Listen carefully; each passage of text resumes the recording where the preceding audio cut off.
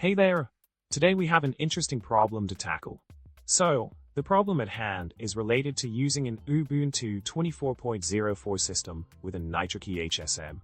The issue arises when trying to list the HSM URL using the P11 tool list token URLs command. It works perfectly fine in a local session, but when attempted through an SSH session or systemd service, the HSM doesn't get listed. Quite a puzzling situation, right? Now let's delve into the solution. The current PCSC Lite versions make use of PolicyKit for authorization, much like other devices. By default, they only allow access for local sessions. To overcome this, you can create a custom rule that permits access for a specific group, in this case, PKCS11.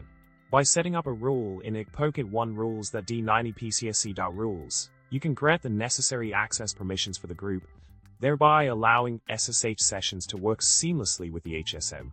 Clever workaround, isn't it? In summary, we've looked at a peculiar problem involving accessing a Nitrokey HSM from an SSH session on Ubuntu 24.04.